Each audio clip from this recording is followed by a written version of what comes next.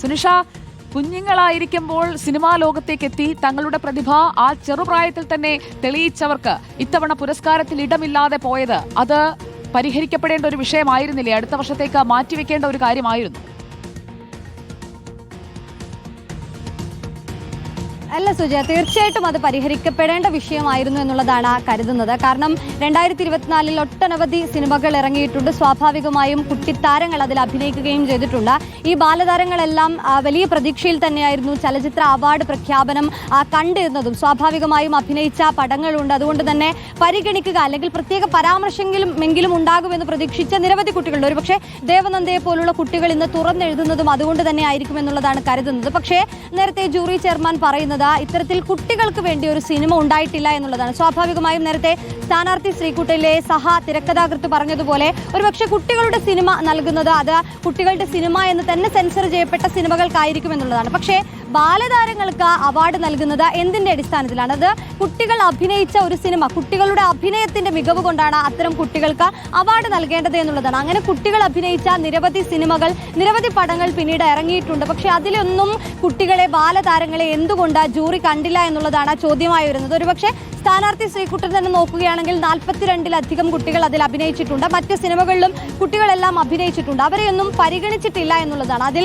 Jury chairman പറയുന്ന ഒരു കാര്യം കുട്ടികളിലൂടെ കഥ പറയുന്ന സിനിമ വേണമെന്നുള്ളതാണ്. അതായത് അച്ഛനോ അമ്മയോ നായകരായിട്ടുള്ള ഒരു സിനിമ എന്നതിനപ്പുറം കുട്ടികളുടെ വൈകാരിക തലങ്ങൾ കുട്ടികൾ തന്നെ മുന്നോട്ട് അച്ഛനും അമ്മയുമുള്ള ഒരു കുടുംബത്തിൽ ഒരു കുട്ടിക്ക് സംഭവിക്കുന്ന കാര്യങ്ങൾ അല്ലെങ്കിൽ ആ കുട്ടി കടന്നു പോകുന്ന മുഹൂർത്തങ്ങൾ അതൊക്കെ ഒരു സിനിമയായി വരുമ്പോഴാണല്ലോ ആ കുട്ടിയിലേക്ക് ശ്രദ്ധ വരുന്നത്. അല്ലാതെ കുട്ടികൾ തന്നെ അഭിനയിച്ച ഇനിയിപ്പോൾ കുട്ടികൾ സംവിധാനം ചെയ്യണമെന്നുള്ള പുതിയൊരു വാദം കൂടി മുന്നോട്ട് വെക്കുമോ എന്നുള്ളത് ആർക്കറിയാം. സുനിഷ അയ്യല്ലൂർ, സിനോജ് തോമസ് കൂടി നമുക്കൊപ്പം ഉണ്ട്. Good evening Sinoj Thomas.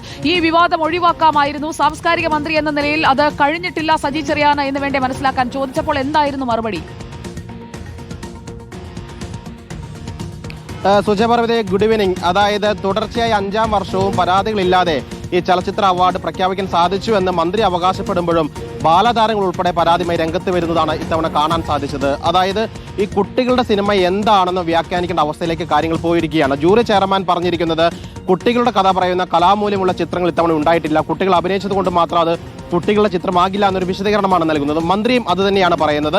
4 സിനിമകൾ പരിഗണിച്ചിരുന്നു, 2 സിനിമകൾ അവസാന ഘട്ടം വരെ എത്തിയിരുന്നു. പക്ഷേ അതിന് അവാർഡ് നൽകാൻ കഴിയുന്ന തരത്തിലുള്ള പെർഫോമൻസ് അതിൽ ഉണ്ടായിരുന്നില്ല എന്ന് പറയുന്നു. അപ്പോഴും ചോദിക്കുന്ന ഒരു കാര്യം, ബാലതാരത്തിലുള്ള അവാർഡ് കൊടുത്തില്ലെങ്കിൽ കൂടി ഒരു സ്പെഷ്യൽ ജൂറി മെൻഷനെങ്കിലും നൽകത്തില്ലായിരുന്നോ എന്നൊരു ചോദ്യം അവിടെ ഉയരുന്നുണ്ട്. പക്ഷേ അതുപോലും ഇത്തവണ ഉണ്ടായിട്ടില്ല എന്ന് പറയുന്നു. അപ്പോഴും മന്ത്രി പറയുന്നു അടുത്ത വർഷം ഉറപ്പായിട്ടും ബാലതാരത്തിലുള്ള അവാർഡ് ഉണ്ടാകുമെന്ന് ഉറപ്പ് മന്ത്രി ഇത്തവണ നൽകുന്നുണ്ടെങ്കിൽ അവിടെ ഒരു വീഴ്ച സംഭവിച്ചിട്ടുണ്ട് എന്നത് അർത്ഥം ശരിയാണ്. കാരണം അടുത്ത തവണ അവാർഡ് ഉണ്ടാകുന്ന മന്ത്രി അങ്ങനെ ഇത്തവണ ഉറപ്പ് നൽകാൻ വേണ്ടി കഴിയും. അടുത്ത തവണ ഇതേ രീതിയിൽ തന്നെയാണ് ജൂറി വിലയിരുത്തുന്നതെങ്കിലോ? കാരണം മന്ത്രി പറയുന്നത് ഇത് ജൂറി മാത്രം കണ്ട് വിലയിരുത്തി അവാർഡ് പ്രഖ്യാപിച്ചതാണ്, അത് പ്രഖ്യാപനം മാത്രമായിരുന്നു തന്റെ ചുമതല, ഒരു ഇടപെടലും ഇതിൽ നടത്തിയിട്ടില്ല എന്നാണ് മന്ത്രി അവകാശപ്പെടുകയും ചെയ്തിരിക്കുന്നത്. ജൂറിയുടെ മാത്രം വിലയിരുത്തലായിരുന്നു പറയുന്നു. അത് തന്നെയാണ് പ്രകാശ് രാജ് ഇന്നലെ പറയുകയും ചെയ്തിരിക്കുന്നത്. അപ്പോഴും ഈ സിനിമ ചലച്ചിത്ര നിർമ്മാതാക്കളും ഒപ്പം തന്നെ ഇല്ലാത്തതിനാൽ ബാലചിത്രത്തിനും ബാലതാരത്തിനും പുരസ്കാരമില്ല എന്ന് പറയുന്നതിന്റെ യുക്തി എന്താണ്? ആ യുക്തി ഇല്ലായ്മയെ ചോദ്യം ചെയ്തുകൊണ്ട് ഈ സിനിമകളുടെയൊക്കെ പിന്നിൽ പ്രവർത്തിച്ചവർ തന്നെ രംഗത്ത് വരുന്നുണ്ട്. ഇതൊക്കെ തുറന്ന് ചോദിക്കേണ്ട കാര്യമായതുകൊണ്ട് ഫൈറ്റ് ഫോർ ജസ്റ്റിസ്, അതിനൊപ്പം ഞങ്ങൾ നിൽക്കുകയാണ് ടീം റിപ്പോർട്ടറും.